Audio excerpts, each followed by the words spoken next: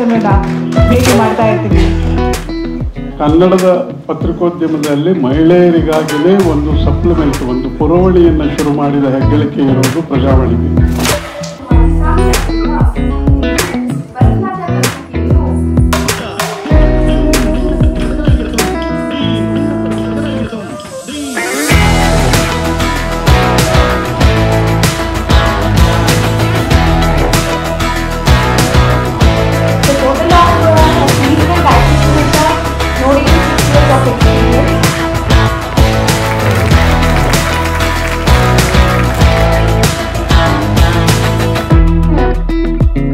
First time to Bhumika, and I'd heard about it I think about a year ago. Inspiration doesn't you cannot take it away from them, because even if a woman has to get ready and come out of the house, she needs to be motivated, she needs to be inspired, and I'm sure Bhumika is doing a good job. That is why women are here. So I think this is a good opportunity to get them under one roof, give them an entertained evening.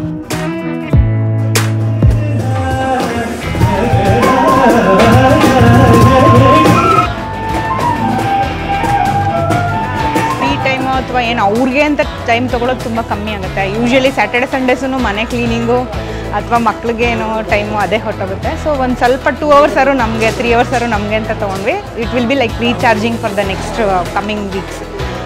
ಆಮೇಲೆ ತುಂಬ informative ಇತ್ತು. ಮತ್ತು we talk to that actually dietitian ಬಂದಿದ್ದರು, ಮತ್ತು gynaecologist ಬಂದಿದ್ರು. ಅವ್ರನ್ನೆಲ್ಲ ಸಾಕಷ್ಟು informative ಆಗಿತ್ತು. And even cooking also I enjoyed a lot.